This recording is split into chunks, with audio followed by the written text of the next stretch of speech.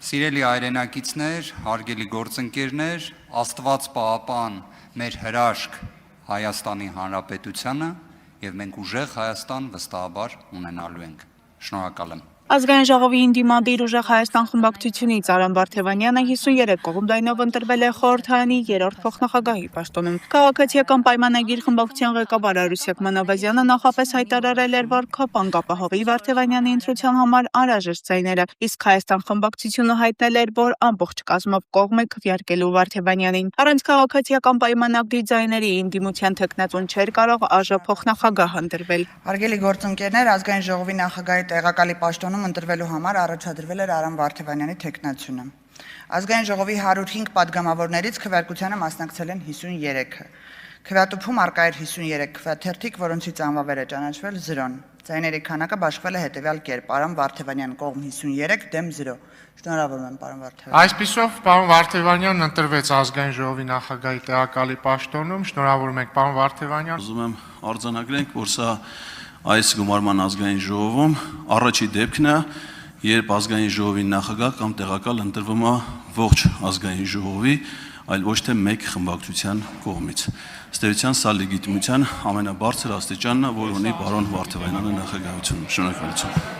Ազգային ժողովը 92 կողմձայնով ընդունել է падգամավորական էթիկայի հարցերով ժամանակավոր հանձնաժողով ստեղծելու մասին որոշման նախագիծը։ Հանձնաժողովը կազմված կլինի 10 անդամից, 5-ը քաղաքացիական պայմանագրից, 3-ը ուժեղ Հայաստան խմբակցությունից եւ 2-ը Հայաստան խմբակցությունից։ Առաջին 6 ամիսները այն կղեկավարի ԿՊ-ն, որից հետո նախագահությունը ռոտացիոն կարգով կանցնի ինդիմությանը։ Օրենքի համաձայն էթիկայի ժամանակավոր հանձնաժողովը կարող է падգամավորների նկատմամբ կիրառել կարգապահական սանկցիաներ։ Խորհրդարանը նաև հաստատել է մշտական հանձնաժողովների կառուցվածքը։ Ազգային ժողովը կունենա 12 մշտական հանձնաժողով։ Հանձնաժողովների նախագահությունները բաշխվել են խմբակցությունների միջև։ Ըստ այդմ ԿՊ-ն կղեկավարի պետաիրավական պաշտպանության եւ անվտանգության, կրթության, առողջապահության, արտաքին հարաբերությունների, ինչպես նաև աշխատանքի եւ բարեկեցության հանձնաժողովները։ Ուժեղ Հայաստանը կստանձնի ֆինանսաբանկային եւ բյուջետային, տարածքային կառավարման եւ շրջակա միջավայրի, ինչպես նաև Եվրասիական ինտեգրման հանձնաժողովների ղեկավարությունը։ Հայաստան խմբակցությունը կղեկավարի մարդու իրավունքների հարցերի մշտական հանձնաժողովը։ Կառավարությունում տեղի են ունեցել նոր կադրային փոփոխություններ։ Վարչապետ Նիկոլ Փաշինյանի որոշմամբ վարչապետի խորհրդականի ժամանակավոր պաշտոնակատար Արտաշես Թումանյանն ազատվել է զբաղեցրած պաշտոնից։ Թումանյանը վարչապետի խորհրդական էր նշանակվել 2021 թվականին։ Իր հերթին վարչապետ Նիկոլ Փաշինյանի մեկ այլ որոշմամբ արդարադատության նախարար Սրբի Գալյանը նշանակվել է Հայաստանի Հանրապետության ազգային ժողովում կառավարության ներկայացուցիչ։ Հայկ Առաքելյանը նշանակվել է շրջակա միջավայրի նախարարի տեղակալ, Շահանե Մնացականյանը նշանակվել է առողջապահության նախարարի տեղակալ, իսկ Վահան Միսակյանը քաղաքաշինության կոմիտեի նախագահի տեղակալ։ Բոլոր նշանակումները կատարվել են օգոստոսի 10-ին ստորագրված վարչապետի որոշումներով։ Բարգավաճ Հայաստան կուսակցության առաջնորդ Գագիկ Ծառուկյանը Երևան կենտրոն քրեակատարողական հիմնարկից ուղերձ է հղել, որում անդրադարձել է այն մեղադրանքներին, որ իբր ինքը տարիներ շարունակ բարեգործական աշխատանքներ է կատարել օգուտ ստանալու եւ սեփական շահը առաջ մղելու համար։ Ծառուկյանը նշել է, որ միայն բարեգործությամբ երկիր զարգացնել հնարավոր չէ։ Նրա խոսքով դրա համար անհրաժեշտ են ճիշտ տնտեսական քաղաքականություն, նոր աշխատատեղեր, տնտեսական հզորություններ եւ արդյունավետ կառավարում։ Միաժամանակ նա ընդգծել է բարեգործության դերը կրթության, մշակույթի, գիտության, սպորտի եւ սոցիալական ոլորտներում։ Ծառուկյանը նաեւ նշել է, որ տարիներ շարունակ իրեն մտահոգել է հարցը, թե ինչու Հայաստանին պետք է մշտապես օգնություն ցուցաբերի միայն Սփյուռքը։ Նա գրել է, որ որոշել է ինքը դառնալ այն հայաստանցի բարերարը, որն աջակցում է աշխարհի տարբեր երկրներում դժվարության մեջ հայտնված հայերին եւ հայկական համայնքներին։ Այդպես ես Հայաստանում ծնված ու կայացած Գագիկ Ծառուկյանս օգնել եմ պատերազմի ճիրաններում հայտնված Սիրիայի մեր հայրենակիցներին, Լիբանանի մեր հայրենակիցներին, Իրանի հայ համայնքին, Մերձավոր Արևելքի տարբեր երկրների հայ համայնքներին, տարբեր երկրներում ֆինանսական խնդիրների առաջ հայտնված հայկական վարժարաններին, դպրոցներին, աշխարհի տարբեր երկրներում մեր եկեղեցիներին ու հայկական համայնքներին։ Միջազգային փաստաբան Ռոբերտ Ամստերդամը շնորհավորել է Արամ Վարդևանյանին ԱԺ փոխնախագահի պաշտոնում ընտրվելու կապակցությամբ։ Ամստերդամը նշել է, որ Վարդևանյանի հետ համատեղ աշխատանքի ընթացքում համոզվել է նրա պրոֆեսիոնալիզմի, պատասխանատվության եւ սկզբունքայնության մեջ։ Նրա գնահատմամբ քաղաքական հետապնդումների եւ քաղբանտարկյալների արկայության պայմաններում ընդդիմադիր փոխոսնակի պաշտոնը առանձնահատուկ պատասխանատվություն է ենթադրում։ Ամստերդամը վստահություն է հայտնել, որ Վարդևանյանն իր լիազորություններն ու փորձը կօգտագործի քաղաքական ճնշումները եւ իրավախախտումները բարձրաձայնելու, ինչպես նաև Հայաստանի ու հայ ժողովրդի շահերը պաշտպանելու համար։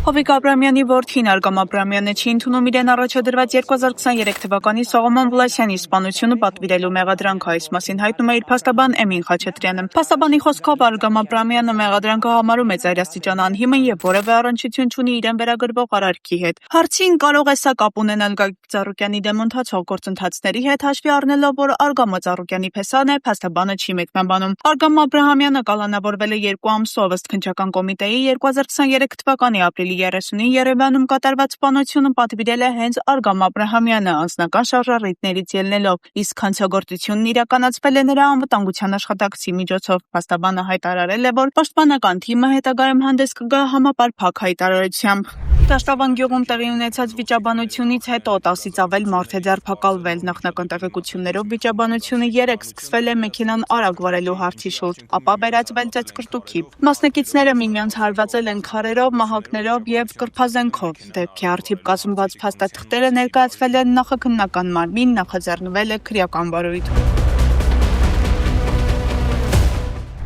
Ռուբեն Վարդանյանի կինը Վերոնիկա Սոնաբենդը հայտնում է, որ Հայաստանի արտաքին գործերի նախարարությունից մինչ այս պահը որևէ մեկը իր հետ կապ չի հաստատել։ Ավելի վաղ ԶԼՄ-ներում տեղեկություն է տարածվել, որ Հայաստանի Հանրապետության կառավարությունը ԱԳՆ-ի միջոցով պատրաստ է հանդիպում կազմակերպել Սոնաբենդի հետ եւ նրան փոխանցել են պատասխանատու պաշտոնատար անձի կոնտակտային տվյալները։ Սոնաբենդը նշել է, որ դրական է գնահատում այդ տեղեկությունը, սակայն փաստացի կապ չի եղել։ Նա ակնկալում է ստանալ պատասխանատու պաշտոնատար անձի կոնտակտային տվյալները եւ հանդիպել քննարկել Բաքու կանանց միջազգային մարդասիրական պատվիրակության այցի կազմակերպման հետագա քայլերը, ինչպես նաև Ադրբեջանում պահվող հայերին առնչվող այլ հարցեր։ Հիշեցնենք, որ հուլիսի 8-ին Սոնաբենդը բաց նամակով դիմել էր վարչապետ Նիկոլ Փաշինյանին հայտնելով Բաքու մեկնելու իր մտադրության մասին։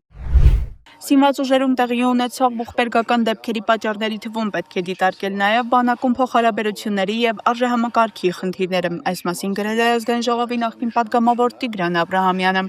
Աբրահամյանի գնահատման բանակում փոխհարաբերությունները առողջ դաշտ տեղափոխելու երկու առանցքային գործոններ են՝ մտածողությունն ու գաղափարական ազդեցությունը։ Նրա խոսքով տարբեր սոցիալական, կրթական եւ դասիրակչական միջավայրներից բանակ մտնող մարդկանց անհրաժեշտ է համախմբել կանոնադրական, գաղափարական եւ արժեհամակարգային հստակ հիմքերի շուրջ։ Զինված ուժերում ողբերգական դեպքերը գրանցվում են 1-ից 2 օր դրա շուրջ աղմուկ հիասթափություն է, իսկ հետո զոհվածի ընտանիքները մնում են իրենց դժբախտության հետ։ Մեղադրյալների ու նրանց ընտանիքների կյանքը վերածվում է դժոխքի ու վերջ։